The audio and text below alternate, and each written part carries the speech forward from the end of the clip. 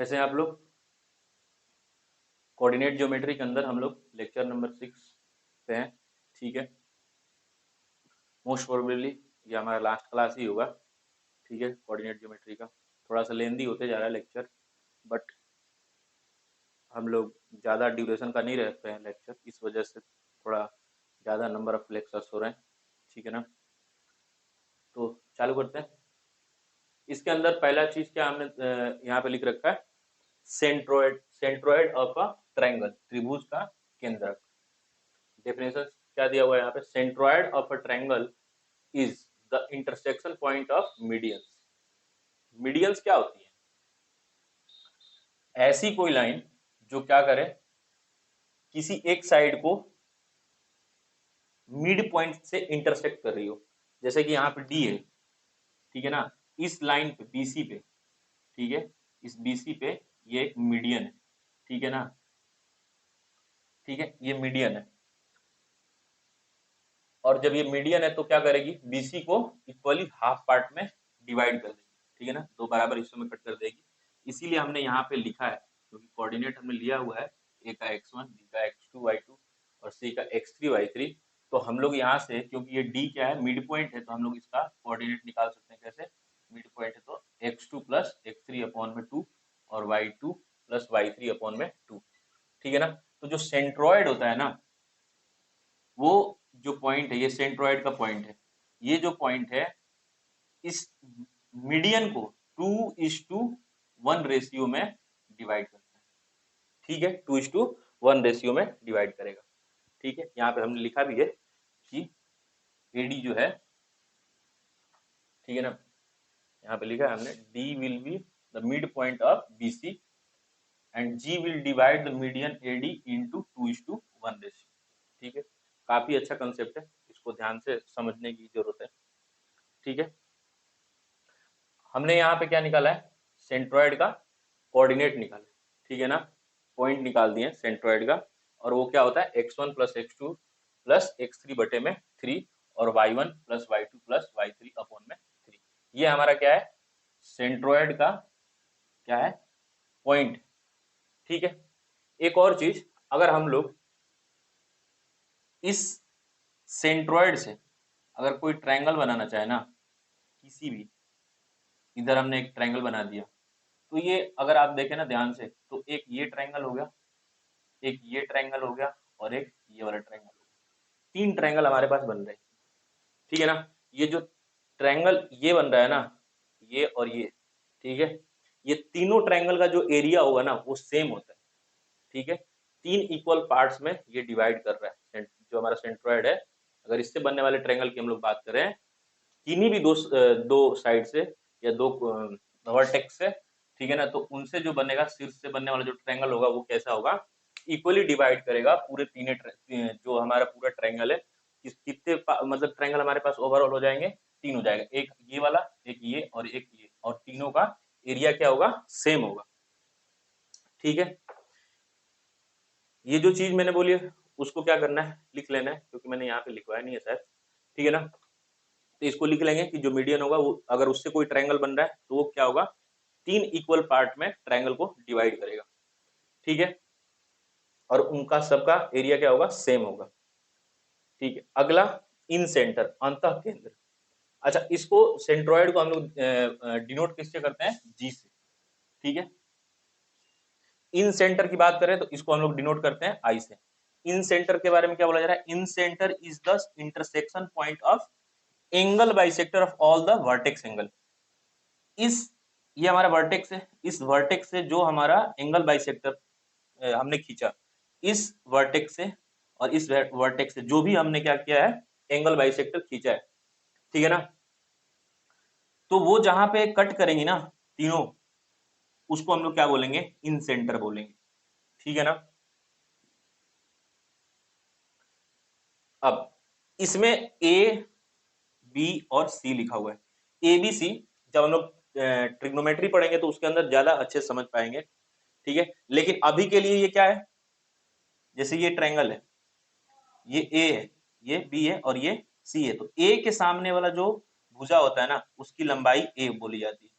Angle A के सामने जो भुजा होती है, तो साइड जो होती है उसको हम लोग क्या बोलते हैं, ए से डिनोट करते हैं, यानी कि ये लंबाई बता रहा है, इसके सामने वाली भुजा की लंबाई बता रहा है। और कैसे निकालेंगे, डिस्टेंस फार्मूला से।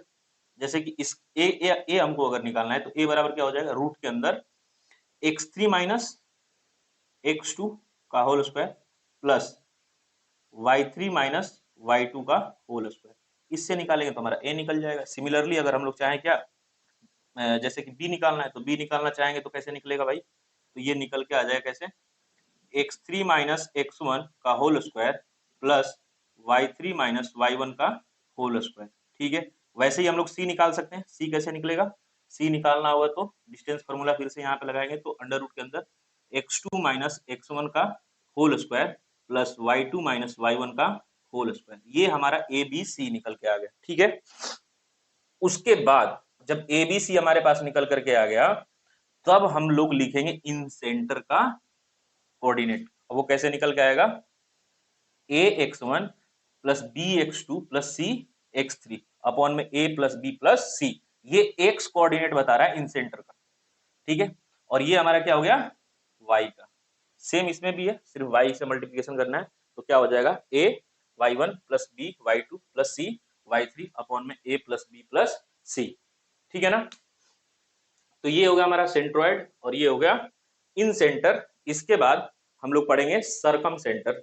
ठीक है, फिर ऑर्थो सेंटर पढ़ेंगे, अगला है सरकम सेंटर। ठीक है, परिकेंद्र। Circumcentre of a triangle is the intersection point of perpendicular bisector. Perpendicular bisector की बात चल रही है। ठीक है, त्रिभुज का परिकेंद्र भुजाओं के लंबवत द्विभाजन, ठीक है, प्रतिच्छेदन बिंदु कहलाते हैं। ठीक है, अगर मैं कोई ट्रायंगल ले लूं, ठीक है ना, यहां से अगर मैं इस भुजा पे लंबवत डाल दूं और यहां से भी लंबवत डाल दूं और यहां से भी लंबवत डाल दूं, तो ये जो पॉइंट निकल के आएगा वो क्या होगा, हमारा सरकम सेंटर कहलाएगा। ठीक है, ऐसा अभी तक सीजीएल ने इस पे क्वेश्चन तो पूछा नहीं है, ठीक है ना, लेकिन कंसेप्ट इतना याद रखना है कि ये 90 डिग्री पे काट रहे हैं। तो अगर हमारे पास ये पॉइंट हो जाए, ठीक है, और ये पॉइंट हमारे पास हो, तो कुछ ना कुछ इसमें कर करके हम लोग निकाल ही सकते हैं। ठीक है, अगला जो है वो है ऑर्थो सेंटर, शीर्ष लंब। ठीक है ना, ortho centre of a triangle is the intersection point of altitude on side. जो हाइट की बात चल रही है उस पे जो कट करते हैं ना, उसी को हम लोग क्या बोलते हैं, ऑर्थो सेंटर बोलते हैं।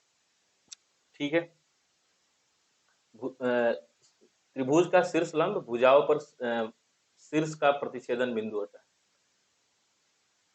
ज्यादा इस पे फोकस नहीं करना है इन दोनों पॉइंट पे, क्योंकि इससे क्वेश्चन उठता नहीं है। थोड़ा सा ये हाई लेवल का, जैसे कि हम लोग 11th क्लास में है, ठीक है ना, ये 11th क्लास के अंदर कोऑर्डिनेट ज्योमेट्री के अंदर ये पढ़ा जाता है।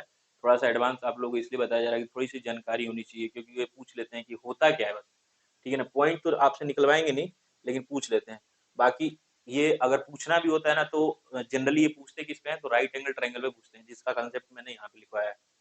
ठीक है, क्या बोल रहा है, in right angle triangle midpoint of hypotenuse is the circumcentre and at 90 degree is the ortho centre.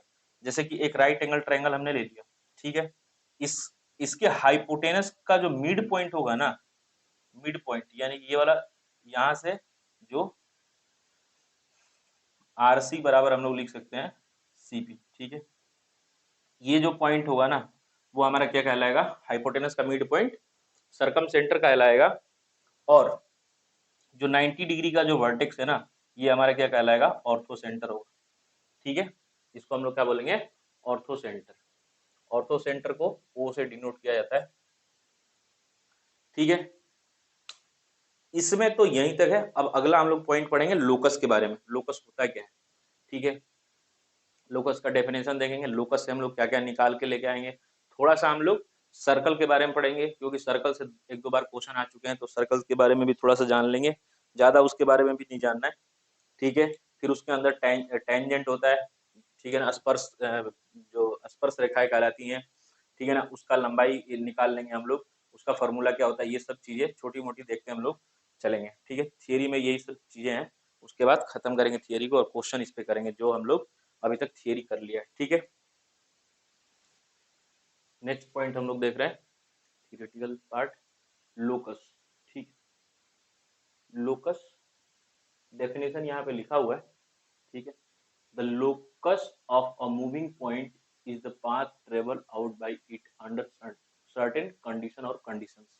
ठीक है, एक गतिमान बिंदु का स्थान एक निश्चित स्थिति या स्थितियों के तहत द्वारा खोजा गया मार्ग है।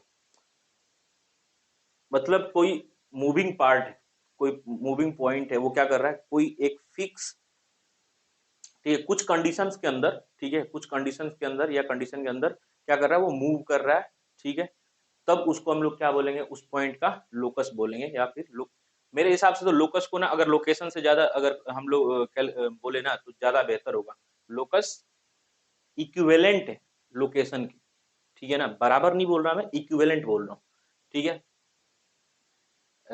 कैसे, अगर मैं अपने लोकेशन की बात करूं, ठीक है ना, तो यहाँ से मेरा लोकेशन फिक्स है कि मैं कितने एक कुछ कंडीशंस के अंदर मैं मूव करता हूँ कुछ जगहों पे। ठीक है ना, तो मेरा वो पॉइंट क्या कहलाएगा, लोकेशन कहलाएगा। ठीक है ना, इसमें क्या बोला जा रहा है, इक्वेशन ऑफ अ लोकस।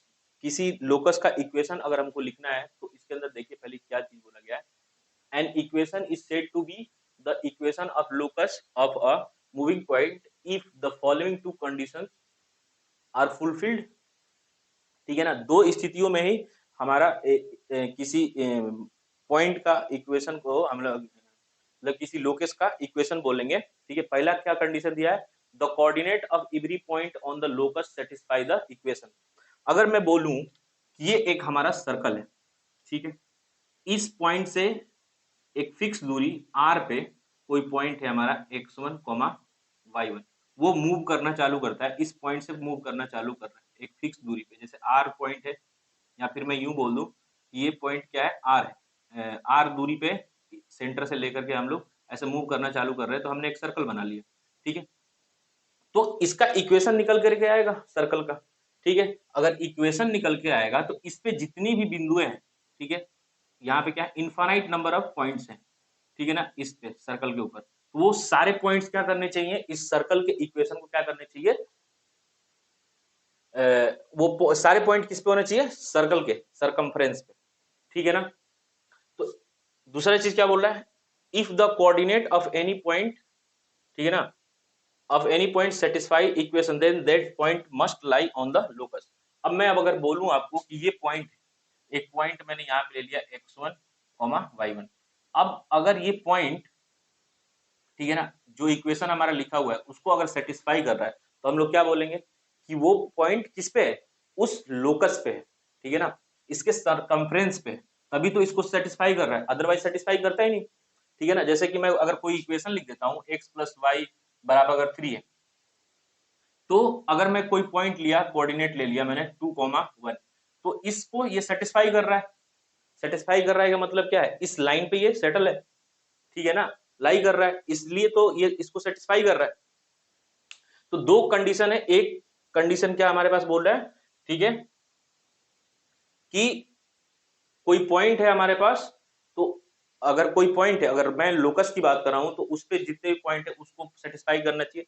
दूसरा, अगर कोई पॉइंट इक्वेशन को सेटिस्फाई कर रहा है, that means that equation that point should lie on that equation. ठीक है ना, और हाँ, लाई ऑन दैट इक्वेशन।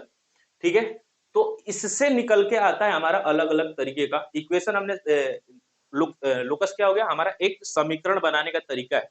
ठीक है, कुछ कंडीशन के अंदर हम लोग क्या करते हैं, समीकरण बना करके लेके आते हैं, जैसे कि हमारा सर्कल हो गया, स्ट्रेट लाइन हो गई, तो ये सब कैसे निकल के आती हैं, कुछ स्पेसिफिक कंडीशंस के साथ हम लोग इसको क्या करते हैं, निकाल करके लेके आ जाते हैं। ठीक है ना, तो क्योंकि हमने स्ट्रेट लाइन पढ़ लिया है तो बचा हमारे पास क्या, सर्कल। ठीक है ना, तो अब इसके बाद हम लोग क्या पढ़ेंगे, सर्कल। ठीक है, कुछ कंडीशन हमारे पास दी होंगी, उससे हम लोग क्या करेंगे, सर्कल का इक्वेशन लिख लेंगे, सर्कल का सेंटर जान लेंगे, सर्कल का रेडियस जान लेंगे। ठीक है, यही सब चीजें हम लोग जानेंगे। उस पर अगर कोई टेंजेंट ड्रॉ किया जा रहा है, मतलब स्पर्श रेखा ड्रॉ की जा रही है, उसका लेंथ भी जान लेंगे हम लोग। ठीक है। तो इसके बाद हम लोग क्या पढ़ेंगे, इसके बाद हम लोग पढ़ेंगे सर्कल के बारे में। ठीक है, अब हम लोग पढ़ रहे हैं सर्कल के बारे में, यानी कि वृत्त पढ़ रहे हैं। ठीक है, वृत्त होता क्या है, कोई एक फिक्स हमने दूरी ले लिया, एक सेंटर चूज कर लिया, उसके अराउंड हमने उसी दूरी को माप करके क्या करना चालू कर दिया, घूमना चालू कर दिया एक सर्कल में। ठीक है ना, तो उससे जो लोकेशन मिलेगा ना हमको, वो क्या कहलाएगा, वृत्त कहलाएगा। ठीक है, मतलब फिक्स दूरी लेकर के हम लोग क्या कर रहे हैं, गोल गोल घूम रहे हैं। ठीक है, उससे मिलेगा हमको वृत्त। ठीक है, जो वृत्त मिल गया उसका कुछ इक्वेशन होगा। ठीक है, तो पहला जो इक्वेशन लिखने का तरीका मैंने बताया यहाँ पे, equation of a circle whose centre is 0,0। Centre हमारा अभी कहाँ पे है, 0,0, यानी केंद्र उसका कहाँ पे है, 0,0 पे। ठीक है, तो ये सर्कल है, तो इस पे कोई एक पॉइंट होगा। हमने बात किया था कि उस पे एक पॉइंट हम लोग ले सकते हैं जो कि इक्वेशन को क्या कर रहा हो, सेटिस्फाई कर रहा हो। तो क्योंकि इस पॉइंट, ये पॉइंट क्या है, इस सर्कल के सर्कमफ्रेंस पे है, तो इसको क्या करेगा, सेटिस्फाई तो करेगा ही करेगा। तो सेंटर से और यहां से इस पॉइंट के बीच की जो दूरी है वो क्या है, आर है। तो आर के फॉर्मेट में हम लोग लिखे तो डिस्टेंस फार्मूला लगा सकते हैं, दूरी सूत्र।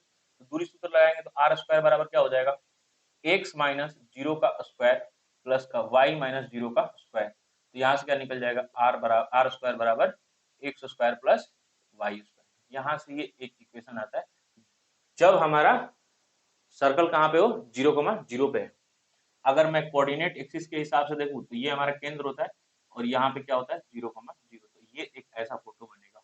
ठीक है, जिसमें हमारा एक सर्कल का जो 1/4 भाग होता है वो यहाँ पे होगा, semi circle, half circle, quadrant, ये सब बनते चले जाएंगे। ठीक है ना, फिर बोल रहा है सर्कल, इक्वेशन ऑफ सर्कल। ठीक है ना, कब, जब हमारे पास कोई सेंटर दिया हो। ठीक है ना, यहाँ पे सेंटर तो हमारा 0,0 था, तो फिर से वही दूरी वाला सूत्र लगाएंगे, और दूरी सूत्र तो हमको पता ही है, वो क्या होता है, एक्स माइनस का H square, sorry x minus h का होल स्क्वायर लिखेंगे, प्लस का वाई माइनस के का होल स्क्वायर बराबर क्या हो जाएगा, आर स्क्वायर। ये हमारा सर्कल का क्या हो जाएगा, समीकरण आ जाएगा। कब, जब हमारे पास सेंटर दिया हो। ठीक है, जैसे कि यहाँ पे हमने एक आर्बिट्ररी क्या ले लिया है, एच कॉमा के ले लिया है। ठीक है ना, तो उस टाइम पे हमारा जो सर्कल का इक्वेशन निकल के आएगा वो इस तरीके से दिखेगा।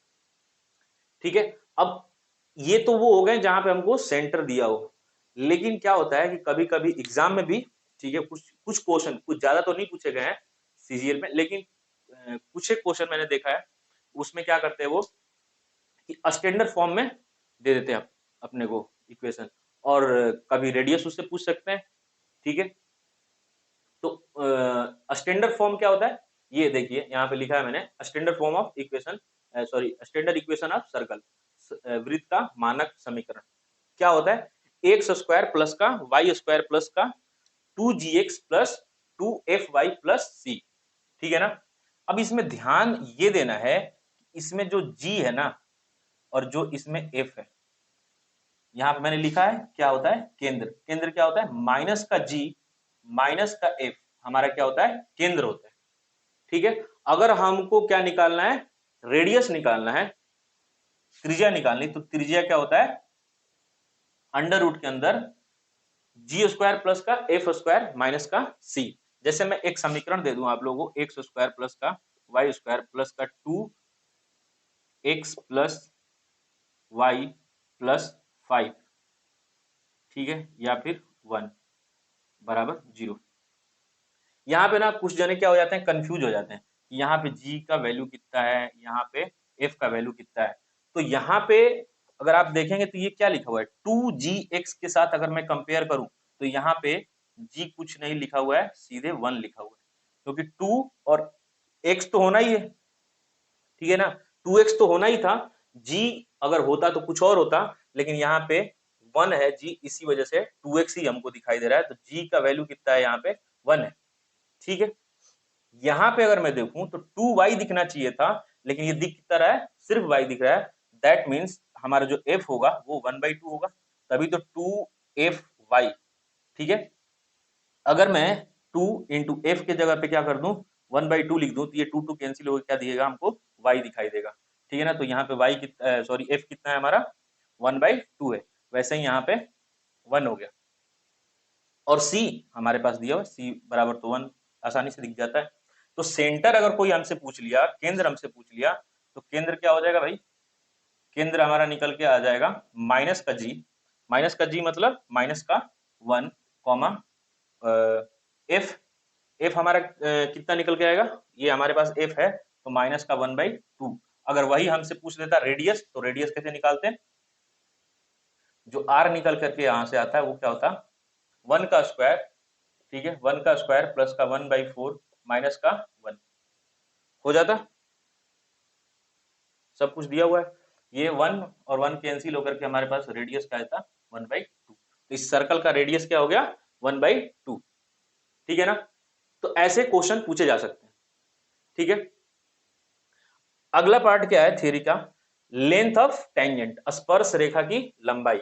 स्पर्श रेखा होती क्या है पहले मैं ये बता देता हूं। स्पर्श रेखा जो सर्कल के सिर्फ किसी एक पॉइंट को टच कर करके चली जाए उसको हम लोग क्या बोलते हैं, स्पर्श रेखा बोलते हैं, ठीक है, टेंजेंट बोलते हैं, ठीक है ना। तो अगर ज्यादा से ज्यादा अगर हम लोग बात करें किसी सर्कल पे टेंजेंट कितना खींच सकते हैं एट ए टाइम, तो एक यहां से, दूसरा यहां से, ठीक है ना, एक यहां से और एक यहां से, दो टेंजेंट हमारे पास हो सकते हैं। तीसरा अगर आप खींचने की कोशिश करें तो कट करने वाले की मैं बात कर रहा हूँ, आप खींचने की कितनी भी खींच सकते हैं, यहाँ से भी खींचा जा सकता है, यहाँ से भी खींचा जा सकता है, ऐसी कोई बात नहीं है। लेकिन अगर हम लोग कट करने वाले की बात करें तो दो कट करने वाली दो ही बन सकती है जो एक दूसरे को कट करें। आगे तो ऐसे आप अगर बनाना चाहे तो इधर भी कट कर जाएंगे, इधर भी कट कर जाएंगे, ठीक है ना। तो ज्यादा से ज्यादा कितनी हो जाएंगी फिर, तीन हो जाएंगी। तो ये क्या होती है हमारी स्पर्श रेखाएं होती है, ठीक है। अब हमको जानना ये है कि अगर मैं पॉइंट दे दूं, जैसे कि ये हमारा सर्कल, ये हमारे पास एक पॉइंट है x1 कॉमा y1, ठीक है। यहां से जो स्पर्श रेखा हम खींचेंगे सर्कल के ऊपर, ये कुछ ऐसी दिखाई देगी हमको, ठीक है ना, ऐसे कुछ दिखाई देगी। तो इस स्पर्श रेखा की लंबाई कहां से कहां तक हो जाएगी, इस पॉइंट से लेकर के यहां तक, यानी कि ये वाला टोटल हमारा लेंथ क्या होगा, स्पर्श रेखा की लंबाई होगी। और वो किसके बराबर होता है, अगर हमारे पास पॉइंट दिया हुआ x1 y1 तो वो निकल के आता है अंडर रूट में s, s1 s1 क्यों मैंने बोला, अगर मेरा इक्वेशन जो ये है इसको अगर मैंने s बोल दिया, जो स्टैंडर्ड इक्वेशन है सर्कल का उसको अगर मैंने s बोला, तो s1 क्या होगा, इस पॉइंट को इस सर्कल के अंदर रखने के बाद जो निकल करके आएगा वो हमारा क्या होगा s1 होगा। देखिए यहाँ पे रखा हुआ है x1 और y1 को रखा हुआ है, तो ये क्या होगा x1 square plus y1 square plus 2gx1 plus 2f y1 plus का c। अगर यही वाला सर्कल का इक्वेशन मैं, ठीक है एक सेकेंड मैं थोड़ा सा इरेज कर लेता हूँ ऐसी चीजें।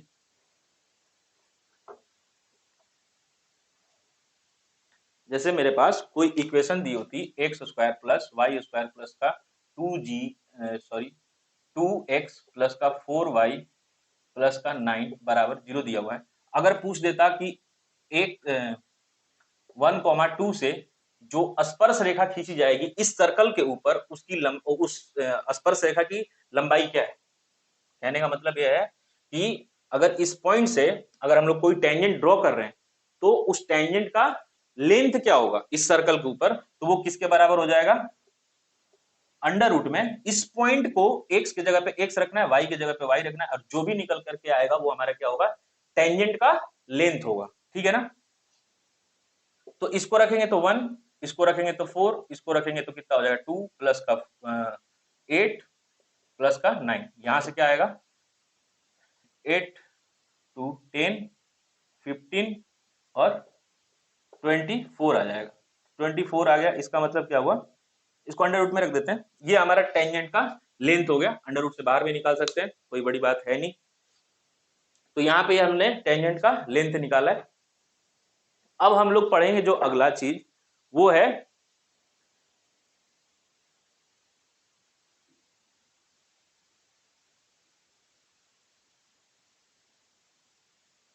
वो हम लोग पढ़ेंगे अब स्ट्रेट लाइन की जो पेयरिंग होती है ना उसका इक्वेशन, ठीक है ना। ये जो चीज है सेम टू सेम ये इक्वेशन अगर इसको अच्छे से अगर ध्यान से देखें तो ये क्या किया गया है, दो रेखाओं को क्या कर दिया गया है, गुणा कर दिया गया है। ठीक है ना, एग्जैक्टली नहीं बोल सकते लेकिन दिखेगा कुछ ऐसा ही। और वो क्या होगा, पेयर ऑफ स्ट्रेट लाइन का इक्वेशन हम लोग अब अगला पॉइंट पढ़ने वाले हैं।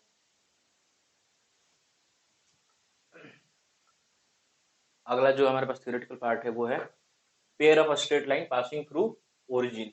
ठीक है, मूल से गुजरने वाली सीधी रेखा या रेखाओं का जो समीकरण है। ठीक है, वो कैसा लिखा जाएगा, a x square plus b y square plus 2h(x)y। ठीक है ना, अगर मैं ऐसे लिख दूं आपके सामने a x plus b y plus का सी इंटू a1 b1 और c1 कर देते हैं a2x b2y प्लस c2 बराबर 0। तो इन दोनों का गुणा करने के बाद कुछ ऐसा नहीं दिखेगा, इसीलिए इनको क्या बोला जा रहा है, पेयर ऑफ स्ट्रेट लाइन। ठीक है, अगर ये मूल बिंदु से नहीं गुजरती तो क्या होता, यहाँ पे एक कांस्टेंट और जुड़ जाता, मान लेते हैं वो क्या हो जाता, सी या फिर के बोल देते हैं उसको, तो यहाँ पे भी क्या हो जाता, के जुड़ जाता।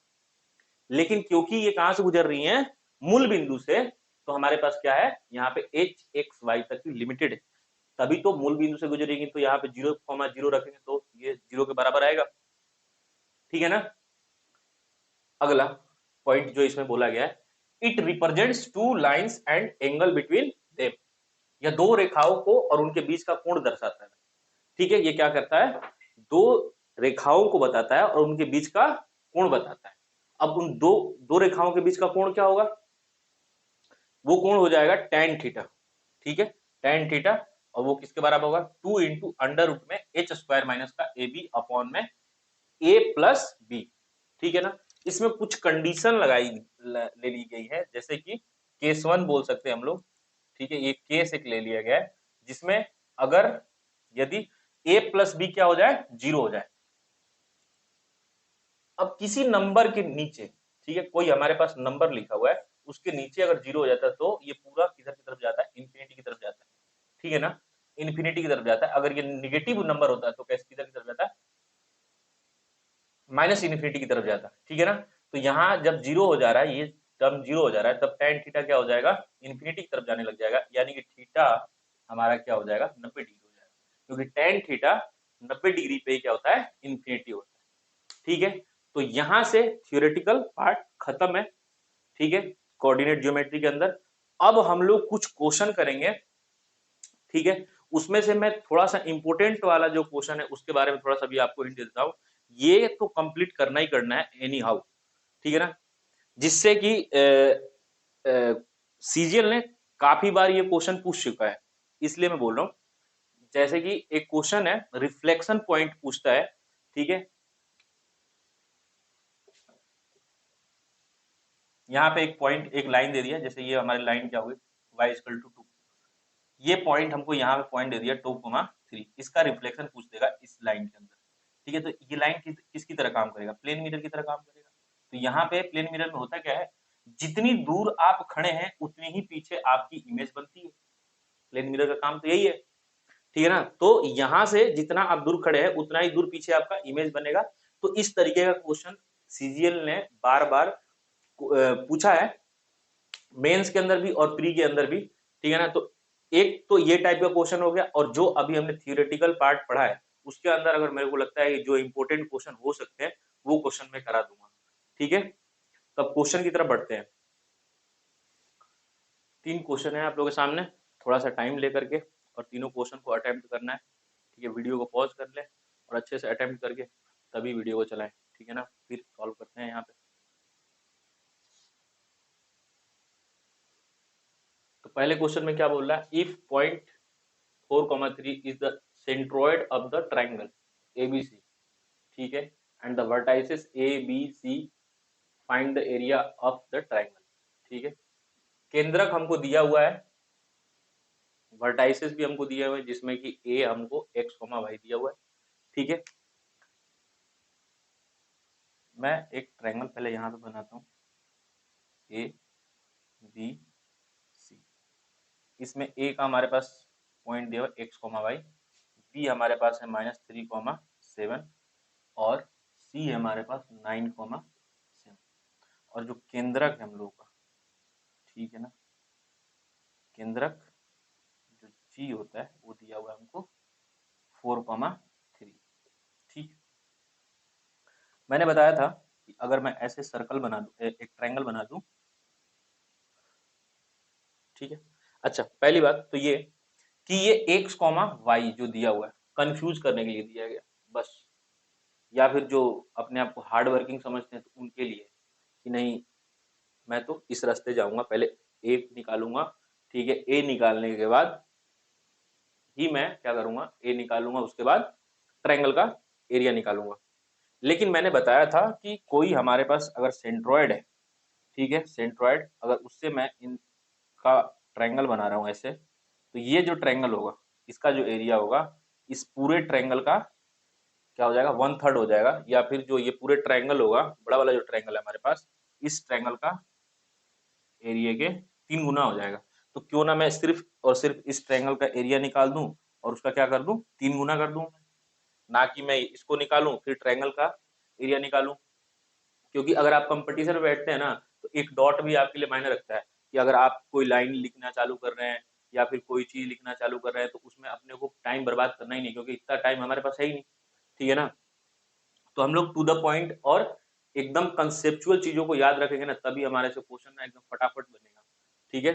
तो इस ट्रायंगल का एरिया निकालना पड़ेगा हमको और उसको क्या करना है, 3 से गुणा, 3 से मैंने गुणा कर दिया, अब बटे में 1/2 और इस ट्रायंगल का जो एरिया निकलेगा तो वो क्या हो जाएगा, जैसे मैं इसके लिए लिखूं तो 4 3 -3 7 9 7 और क्या हो जाएगा 4 3। अब इसको ओपन कर लेते हैं, जो भी आएगा वो हमारा क्या हो जाएगा, ट्रायंगल का, इस पूरे बड़े वाले ट्रायंगल का एरिया हो जाएगा। तो ये हो गया 28, 28 प्लस का 9 माइनस का 21 माइनस का 63 प्लस का 27 और माइनस का 28, ठीक है ना। 28 28 कैंसिल हो जाएंगे, ठीक है। अब बचा क्या हमारे पास, इनको अगर देखा जाए तो ये क्या लिखा हुआ है, ये टोटल लिखा हुआ है 84, ठीक है, ये 84 हो गया। 84 में से हम लोगों को क्या माइनस करना है, 36, सॉरी 35 माइनस, हाँ 36 माइनस करना है। तो 84 माइनस 36 अगर हम लोग करेंगे तो क्या निकल कर आ जाएगा, 8 48 आ जाएगा। तो 3/2 इंटू 48, इसको हम लोग करें तो 24, ये हमारा 72 आंसर है, ठीक है। तो ये हमारा आंसर निकल कर आ चुका है। दूसरे क्वेश्चन की तरफ बढ़ते हैं, ठीक है ना। ये कंसेप्ट जो बताया इसको अच्छे से ध्यान रखना है। दूसरे क्वेश्चन की तरफ बढ़ते हैं। दूसरा क्वेश्चन हमसे क्या पूछ रहा है, दूसरे क्वेश्चन में पूछा क्या जा रहा है, इन सेंटर पूछा जा रहा है, इन सेंटर का कोऑर्डिनेट पूछा जा रहा है, ठीक है। तो मैं इसमें ना हिंट दे देता हूं आप लोगों को, ज्यादा टफ है नहीं, डायरेक्ट उसमें पुट करना है। मैंने आपको तरीका बताया ही था किस तरीके से चलना है, इसको ज्यादा गुणा भागा करने से कोई मतलब है ही नहीं, ठीक है ना, इसलिए मैं बता रहा हूँ। ए हो गया, ये बी मान लेते हैं हम लोग, ये सी हो गया, हम लोग लेते हैं 0.4 -2, बी ले लेते हैं 5,5, सी ले लेते हैं -2,4। इसके सामने जो साइड होगी ए हो जाएगी, इसके सामने जो साइड होगी वो सी हो जाएगी, इसके सामने जो होगी वो बी हो जाएगी। मैंने बताया था, निकाल के ही बताया था। ये जो ए होगा वो किसके बराबर होगा, अंडर रूट के अंदर इन दोनों के बीच की दूरी, ठीक है। तो वो कैसे निकलेगा, 5 - 2 यानी कि 7 का स्क्वायर, ठीक है ना, प्लस 1 का स्क्वायर, यहाँ से क्या आ जाएगा अंडर रूट में 50, इसको हम लोग 5√2 लिख सकते हैं।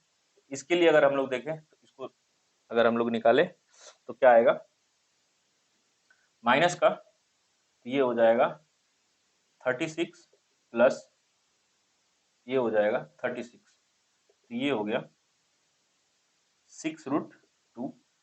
यहां से हम लोग देखें तो यहां से क्या आएगा हमारे पास, c का जो वैल्यू आएगा वो आ जाएगा अंडर रूट में 1 प्लस 49, यानी कि ये भी हमारे पास लिखा हुआ है 5√2 आइसोसेलेस ट्रायंगल। ठीक है ना। तो हमारे पास ए बी और सी आ चुका है। तो अब हम लोग करना क्या है, इन सेंटर निकालने के लिए आई से डिनोट कर रहे थे, उसके लिए हम लोगों ने क्या लिखा था, ए x1 बी x2 प्लस सी x3, ऐसे रख देते हैं यहाँ पे। अब इसमें हम लोग क्या करेंगे, ए बी और सी हमारे पास निकाल लिया हमने, x1 x2 और x3 का वैल्यू है, डायरेक्ट उसमें रखो और आंसर ले लो। ठीक है ना। तो इस तरीके से कर लेंगे। नेक्स्ट क्वेश्चन की तरफ बढ़ते हैं। ठीक है, वीडियो को थोड़ा लंबा नहीं बनाना चाहता, नहीं तो मैं आपको सॉल्व करके दिखा देता बहुत अच्छे तरीके से। बाकी मैंने एक हद तक तो बना ही दिया, उसके बाद तो बन ही जाना चाहिए। ठीक है ना। अगले क्वेश्चन में क्या बोल रहा है, एक सर्कल का इक्वेशन लिखना है जिसका रेडियस 4 सेंटीमीटर दिया हुआ और सेंटर कितना दिया है 1,2। ठीक है, ये सेंटर हमारे पास हो गया 1,2, रेडियस 4 सेंटीमीटर। मैंने बताया था कोई सेंटर हमारे पास होता है तो उसको हम लोग लिखते हैं x माइनस एच का स्क्वायर प्लस का y माइनस के का स्क्वायर बराबर हमने लिखा था r square. Equation of circle with centre h comma k वाले में लिखा था हमने। तो इसके हिसाब से हम लोग देखें तो हमने मान लिया कि इस पॉइंट पे x कोमा y है एक, ठीक है ना, इसको सेटिस्फाई कर रहा है इस सर्कल को। तो इसके हिसाब से अगर इक्वेशन लिखना चाहें तो x माइनस का 1 का whole square plus y minus 2 का होल स्क्वायर बराबर r हमारे पास 4 सेंटीमीटर, तो स्क्वायर इसका कर देंगे, यहाँ से x स्क्वायर प्लस का 1 माइनस का 2x plus y square plus का 4 माइनस का 4y बराबर 16 है। ठीक है, अगर मैं लिखना चाहूँ स्टैंडर्ड फॉर्म में तो एक्स स्क्वायर प्लस का वाई स्क्वायर माइनस का 2x माइनस का 4y। ठीक है, और ये कांस्टेंट वाले टर्म हमारे पास कितने हो जाएंगे, तो ये माइनस का 11 हो जाएगा इक्वल टू 0। ये हमारा स्टैंडर्ड फॉर्म में इक्वेशन हो गया सर्कल का। अगर आपको चेक करना है कि ये सही है या नहीं है तो यहाँ पे क्या करेंगे, हम लोग सेंटर निकाल सकते हैं, और सेंटर क्या होता है माइनस का जी। ठीक है, माइनस का जी और माइनस का एफ। यहां से अगर देखूं तो जी हमारा कितना है, जी लिखा हुआ है -1। ठीक है, अगर एफ की बात करूं तो एफ लिखा हुआ -2। तो माइनस का जी करेंगे तो क्या हो जाएगा 1 हो जाएगा, और माइनस का एफ करेंगे तो क्या हो जाएगा माइनस माइनस माइनस प्लस होकर 2 हो जाएगा। तो सेंटर हमारा 1,2 आ रहा है जो कि हमारे पास दिया हुआ था। तो सही है, मतलब हमने जो निकाला इक्वेशन। ठीक है ना। अब अगले क्वेश्चन की तरफ हम लोग बढ़ते हैं। तो लास्ट क्वेश्चन आप लोगों के सामने है, रिफ्लेक्शन पॉइंट पे, प्रतिबिंब वाले पे। ठीक है, एक बार सोचना है कैसे बनेगा, बाकी सॉल्व करके देखते हैं। बहुत अच्छा कंसेप्ट है। ठीक है, ये तो दो बार सीजीएल में पूछा भी जा चुका है क्वेश्चन। ठीक है ना, तो थोड़ा टाइम दे करके और इसको सॉल्व करें, बाकी करते हैं इसको।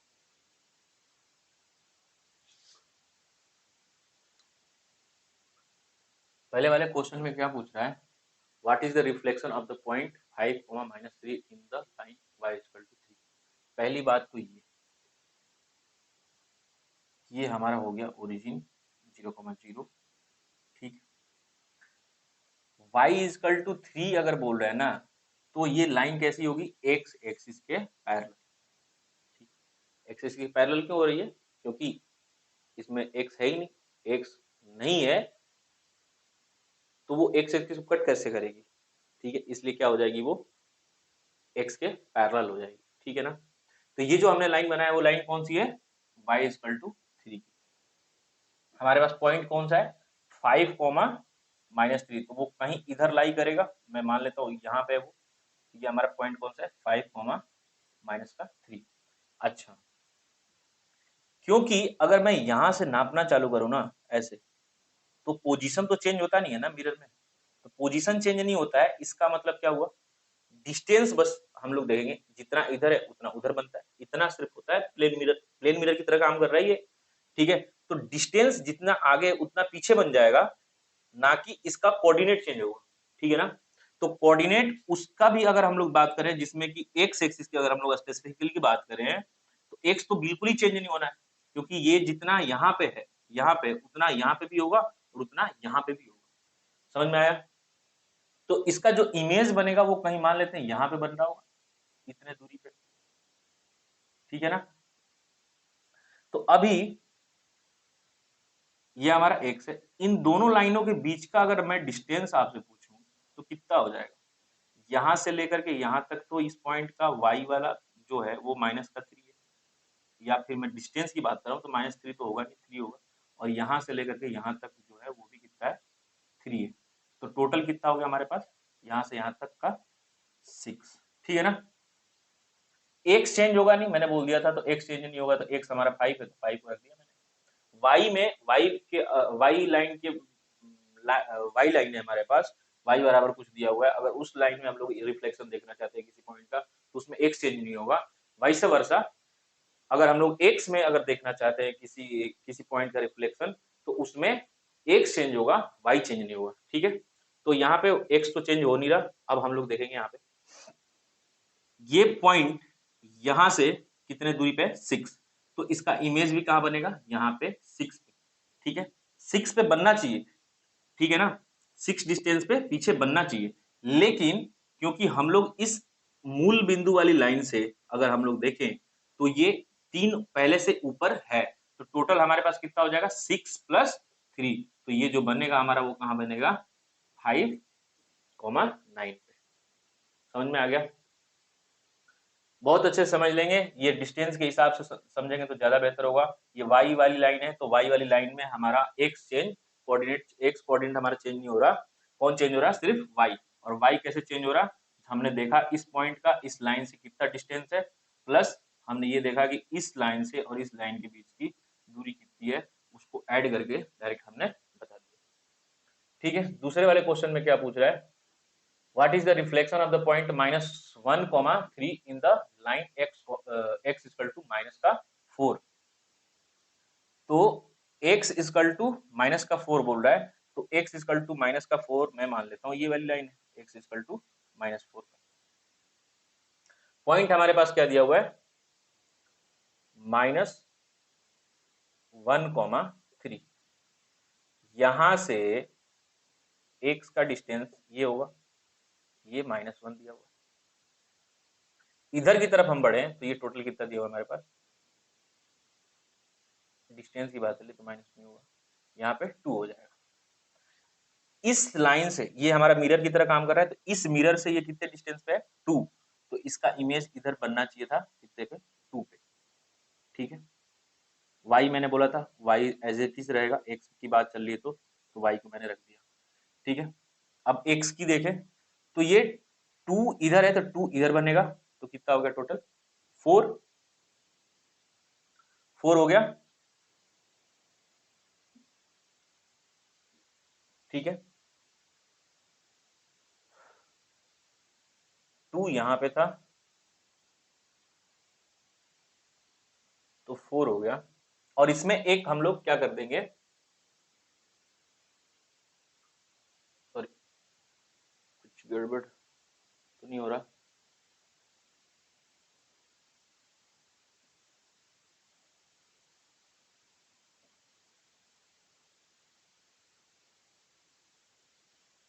ठीक है। अब ये लाइन कितनी दूरी पे है टोटल, तो 3 पे है, तो 2 और 2 इधर हो गया, जैसे हमने कंसेप्ट यहाँ पे लगाया 3 और 3 यहाँ पे था, और टोटल 6 हो रहा था, 6 में हमने इस लाइन से इसके बीच की दूरी देखी थी, वैसे ही हमारा क्या हो जाएगा, 2 + 2 4, और जब हम लोग इस यहाँ से यहाँ तक इसकी डिस्टेंस देखें तो कितना हो जाएगा 6, यहाँ से अब देखेंगे ना हम तो दूरी, तो ये टोटल कितना हो जाएगा -7, -7 हमने, क्योंकि इधर की तरफ हमारा x क्या होगा, नेगेटिव होगा, इसलिए हमारा कोऑर्डिनेट x का क्या हो जाएगा, नेगेटिव में, ठीक है। तो ये रहा रिफ्लेक्शन पॉइंट वाले क्वेश्चन, ठीक है ना, बहुत हार्ड नहीं है लेकिन कंसेप्ट बहुत अच्छा है, ठीक है ना। तो इसको अच्छे से समझ लेंगे, अगर समझ में नहीं आ रहा तो वीडियो को दोबारा देख के समझ लेंगे, ठीक है। अगला जो हम लोग चैप्टर चालू करेंगे वो चालू करेंगे ट्रिग्नोमेट्री, ठीक है। कोऑर्डिनेट ज्योमेट्री यहाँ पे एंड होता है, ट्रिग्नोमेट्री चालू करेंगे, और ट्रिग्नोमेट्री के अंदर मैं स्टार्ट करूंगा ना जो ट्रिग्नोमेट्री, वो ट्रिग्नोमेट्री ऐसा होगा कि मतलब वो 10th क्लास के बेसिक से उठाएंगे, ठीक है, और पहुंचेंगे एडवांस लेवल पे। ठीक है ना, जिसमें ऐसे कि मतलब वीडियो देख करके ऐसे घबराना नहीं है कि एकदम बेसिक चल रहे हैं, तो इतना पढ़ के क्या होगा, बेसिक इतना पढ़ के क्या करेंगे। तो बेसिक से स्टार्ट करके हम लोग लास्ट तक जाएंगे, एकदम जहां तक सीजीएल पहुंच सकता है। ठीक है ना, तो वहां तक हम लोग चलेंगे, लेकिन एकदम स्टार्टिंग हमारा ऐसे होगा कि पी क्या होता है, एच क्या होता है, बी क्या होता है, कोई ट्रायंगल हमारा उसमें पाइथागोरस थ्योरम क्या होता है, साइन थीटा कॉस थीटा कैसे लिखते हैं, ऐसी सारी चीजों के साथ स्टार्ट करेंगे और हम लोग मैक्सिमम मिनिमा तक जा करके खत्म करेंगे ट्रिग्नोमेट्री के अंदर। ठीक है, तो मिलते हैं नेक्स्ट लेक्चर में। Thank you, bye bye.